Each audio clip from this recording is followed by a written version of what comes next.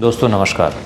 हमारी अगली ओपीडी है पटना बिहार में 28 अप्रैल को संडे के दिन, और ये होगी Birla fertility and IVF centre.